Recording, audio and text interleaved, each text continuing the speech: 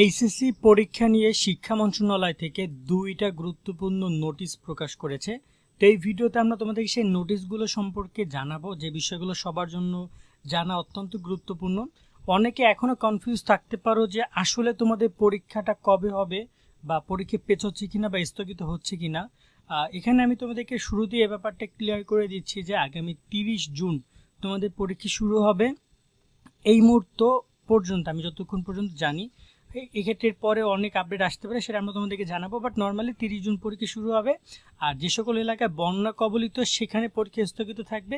এখন সেটা কোন কোন এলাকার পরীক্ষা স্থগিত থাকবে সেটা কিন্তু এখন পর্যন্ত শিক্ষামন্ত্রী বা শিক্ষা মন্ত্রণালয় থেকে জানানো হয়নি। সম্ভাব্য হয়তোবা সিলেটের পরীক্ষা স্থগিত হইতে পারে, কিন্তু সেটা সিলেট থেকে জানানো হবে, সিলেট বোর্ড থেকে বা নোটিশ প্রকাশ করার মাধ্যমে বিষয়টি ক্লিয়ার করা হবে। তবে এখনই সে বিষয়ে কোনো কিছুই বলা যাচ্ছে না। 14 লাখ শিক্ষার্থী তোমরা পরীক্ষা অংশগ্রহণ করছো এবছর। তো এখানে ঢাকা শিক্ষা বোর্ডের ওয়েবসাইটে কয়টা গুরুত্বপূর্ণ নোটিশ তোমাদের জন্য প্রকাশ করেছে। প্রথম যে নোটিশ সেটা হচ্ছে প্রবেশপত্র প্রসঙ্গে। সো এখানে বলতে পারো ভাই এটা তো কলেজের কাজ, তোমাদের কি? তা আমি তোমাদেরকে বলছি, কারণ এটা সবচেয়ে গুরুত্বপূর্ণ তোমাদের জন্য।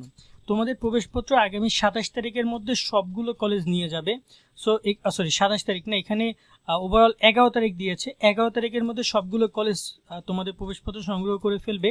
কিন্তু তোমাদের যদি কোনো ধরনের প্রবেশপত্রের সংশোধন দরকার হয়, কারণ অনেকের কিন্তু প্রবেশপত্রের সমস্যা হবে। আমি আবারও বলছি, যখনই তুমি প্রবেশপত্র হাতে পাবা, সাথে সাথে তুমি চেক করে নিবা তোমার নাম, তোমার বাবা মায়ের নাম, তোমার মেইন সাবজেক্ট, গ্রুপ সাবজেক্ট সব ঠিক মতো আসছে কিনা। কারণ বিভিন্ন সময় সফটওয়্যারের ত্রুটির কারণে, এদিক ওদিক হওয়ার কারণে কিন্তু প্রবেশপত্রের সমস্যা হয়। তো এই ত্রুটি যদি তোমার হয়, এখানে কিন্তু বলে দিয়েছে শিক্ষা প্রতিষ্ঠান প্রধানের প্রবেশপত্র যাচাই পর্যন্ত কোনো প্রকার ত্রুটি কম বেশি হলে সংশোধন করিয়ে নেওয়ার জন্য 23 থেকে 27 তারিখের মধ্যে জমা দিতে হবে।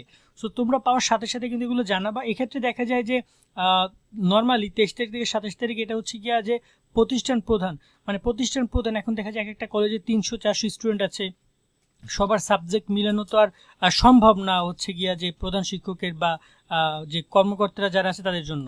তো দেখা যায় তখন তো হয়তো বা সংশোধন না হইতে পারে। বাট তোমার কাছে আসার পরে তুমি চেক করবা 4-5টা জিনিস, তার মধ্যে তোমার নাম, তারপর হচ্ছে তোমার জন্ম তারিখ, তারপর তোমার বাবা মায়ের নাম।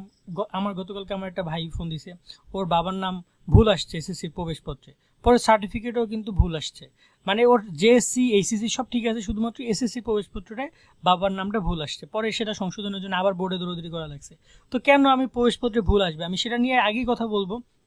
কারণ এখন প্রায় কয়েক হাজার টাকা খরচ করতে হচ্ছে। মানে বোর্ডে টাকা লাগছে না, কিন্তু টাকাগুলো লাগছে কই জানো? ওর যাতায়াত করতো, ঢাকা থেকে আসতেছে, বরিশালে এসে কাজগুলো করার পর খরচ কত প্যারা।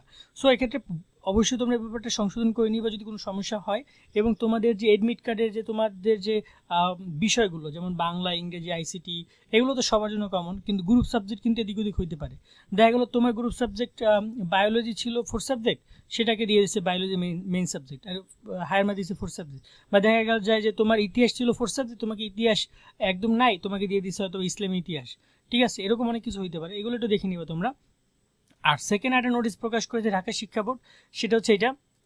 এখানে তারা বলেছে 2024 এসএসসি পরীক্ষার নকলমুক্ত, সুষ্ঠু, সুন্দর, শান্তিপূর্ণ পরিবেশে লক্ষ্য মত বিনিময় সভা। তো এখানে তোমাদেরকে একটা ব্যাপার বলে রাখি, নকলমুক্ত সুষ্ঠু পরিবেশ সম্পর্কে বলি। এবছর নকলমুক্ত, তো প্রত্যেকটা পরীক্ষা কিন্তু সিসি ক্যামেরা আওতাভুক্ত, নকল করার চিন্তাভাবনা কেউ করো না। সেকেন্ড যে ব্যাপারটা সেটা হচ্ছে প্রশ্ন ফাঁস বা এই ধরনের যারা মানে শান্তিপূর্ণ পরিবেশ নষ্ট করবা, এখন তথ্য যোগাযোগ প্রযুক্তির এই যুগে যদি কেউ কোনো প্রকার প্রশ্ন ফাঁস বা এইসবের সাথে জড়িত হও, তা তুমি যে কোনো গর্তে গিয়ে লুকিয়ে থাকো, তোমাকে খুঁজে বাইর করতে সময় লাগবে না, কারণ এখন সেই টেকনোলজি চলে এসেছে।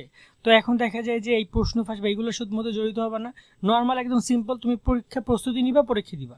কোনো নকল, কোনো প্রশ্ন ফাঁস, কোনো উল্টাপাল্টা কোনো কাজের সাথে যুক্ত হবে না। সেই চিন্তাভাবনা থাকলে এখনই বাদ দিয়ে দাও। অনেকে পরিচিত তোমাদেরকে করবে, তোমাদেরকে বলবে টাকা দাও, প্রশ্ন দিচ্ছি, টাকা দাও, এটা করছি, ওটা করছি, এগুলোর মধ্যে যাওয়া যাবে না। তুমি সাধারণ শিক্ষার্থী, সাধারণ মধ্যে থাকো। তুমি এগুলোর মধ্যে যদি পড়ো, দেখা গেলো সত্যি সত্যি কে একজন তোমাকে প্রশ্ন ফাঁসের কথা বলে প্রশ্ন দিয়ে দিল, পরবর্তী দেখা গেলো কি তোমার এই বাবা মায়ের সারা জীবন ঘুরতে হবে এই তোমার এই একটা বাজে একটা বিষয় নিয়ে, যে প্রশ্ন ফাঁসে জড়িত ছিল।